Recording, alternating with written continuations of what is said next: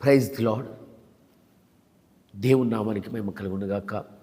మీ అందరికీ కృప కలుగునుగాక. దేవుని బిడ్డలారా, నడిపించే జీవవాక్కు ఈ దినాన మనము పరిశుద్ధ గ్రంథంలో నుంచి చూసినట్లయితే, పరిశుద్ధ గ్రంథంలో నిర్గమాకాండము 20వ అధ్యాయము 24వ వచనము మనము చదువుదాం. దేవుని బిడ్డలారా, ఈ దినమున ఉన్నటువంటి నడిపించే జీవవాక్కు,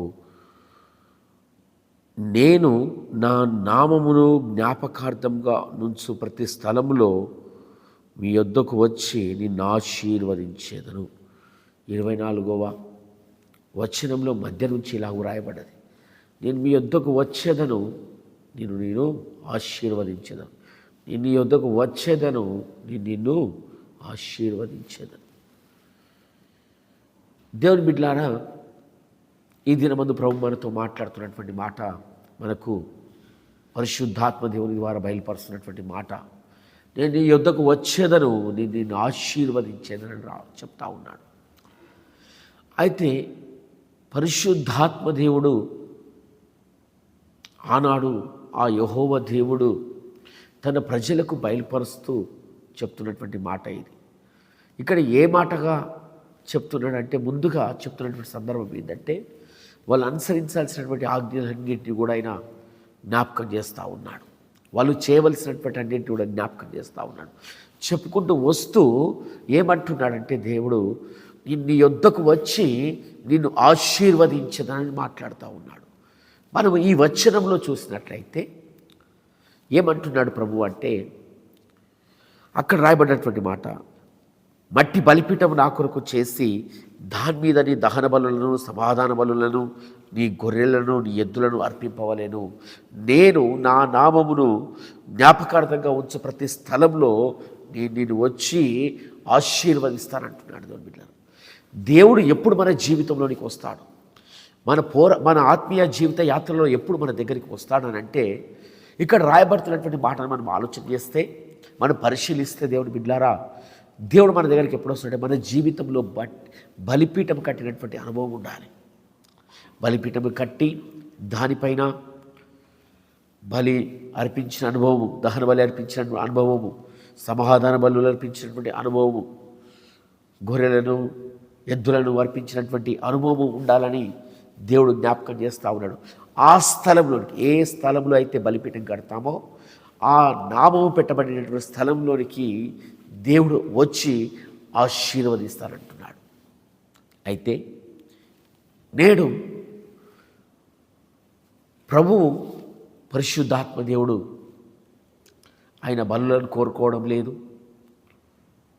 ఆయన గొర్రెలను ఎద్దులను బలిగా కోరడం లేదు. కానీ మన జీవితంలో ప్రార్థననే బలిపీఠం ఉండాలని కోరుకుంటా ఉన్నాడు.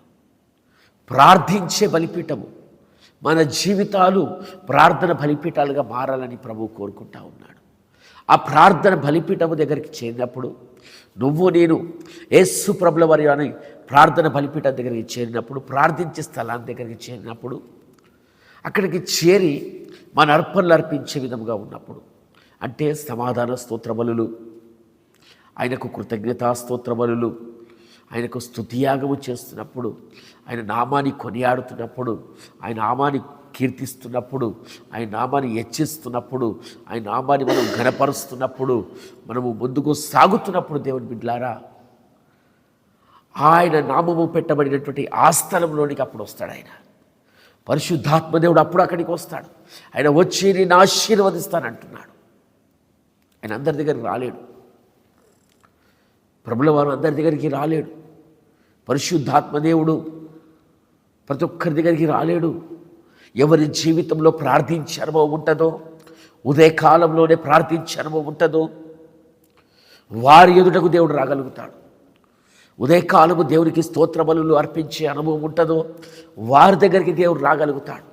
వారి దగ్గరికి దేవుడు వచ్చి ఆశీర్వదించగలుగుతాడు. దేవుడి యొక్క ఆశీర్వాదాలు ఉన్నాయి. ఆశీర్వాదాలు పొందుకున్నటకే దేవుడు ఇది ఆయన బిడ్డలు ఏర్పరచుకున్నాడు, ఆయన కుమారులను ఏర్పరచుకున్నాడు, అనేకుల్ని సంఘంలో చేరుస్తున్నాడు. కానీ అనేకులు ఆశీర్వదించబడిన స్థితిలోకి రావడం లేదు. కారణం ఏంటంటే, కారణం ఏమై ఉన్నదని ఆలోచన చేస్తే, దేవుని బిడ్డలారా, వాళ్ళు అక్కడికి చేరి వాళ్ళు ప్రార్థించే అనుభవంలో లేరు, మొరపెట్టే అనుభవంలో లేరు, స్తోత్రాలు చెల్లించే అనుభవంలో లేరు, దేవుని కొనియాడే అనుభవంలో లేరు. ఈ దినమున మనము కూడా ప్రభు యొక్క ఆశీర్వాదాలు పొందుకొని ఈ దినాన్ని మనం నడవాలంటే, ఈ దినమున మనం ప్రభు యొక్క ఆశీర్వాదమును పొందుకొని ప్రభు మనతో రావాలని అంటే, దేవుని బిడ్డలారా, ఆయన ఆశీర్వాదాలతో మనతో ఆ ప్రభు సాగాలంటే, దేవుని బిడ్డలారా, ఆ ప్రార్థన బలిపీఠాన్ని పొందటగా మనము చేరి ప్రార్థించి ప్రభు యొక్క సన్నిధిని మనము అనుభవించి ఉదయకాలంలోనే మనము ప్రభుతో మనం ముందుకు సాగేవారిగా ఉండాలి. ప్రభు లేని ప్రయాణం మనం చేయకూడదు, ఒంటరి ప్రయాణం మనం చేయకూడదు, ఒంటరి పోరాటం మనం చేయకూడదు. మనకు బలాన్ని ఇచ్చుటకు, మనకు జయాన్ని ఇచ్చుటకు ప్రభు మన యొద్దకు రావాలి, ప్రభు మన యొద్దకు రావాలి. పరిశుద్ధాత్మ దేవుడు మన యొద్దకు చేరి రావాలి. పరిశుద్ధాత్మ దేవుడు ఈ దినమంతా మనల్ని నడిపించగలగాలి. పరిశుద్ధాత్మ దేవుడు ఈ దినాన మనల్ని ఆశీర్వదించగలగాలి. సర్వశక్తి కలిగిన దేవుడు ఈ దినమున నిన్ను ఆశీర్వదించాలి అంటే, దేవుని బిడ్డలారా, మీ కుటుంబాలను ఆశీర్వదించాలంటే, మీ బిడ్డల్ని ఆశీర్వదించాలంటే ఉదయకాలమే బలిపీఠమని ప్రార్థన స్థలానికి చేరి ప్రభుకి స్తోత్ర బలులు అర్పించి ప్రభుని కొనియాడి ప్రభు యొక్క సన్నిధి పొందుకొని దినాన్ని ఆరంభించేవారిగా ఉండాలి, దినాన్ని ప్రారంభించేవారిగా ఉండాలి. అప్పుడు నిజముగా పరిశుద్ధాత్మ దేవుడు నిశ్చయముగా అప్పుడు నీ యొద్దకు వస్తాడు, నిన్ను ఆశీర్వదిస్తాడు.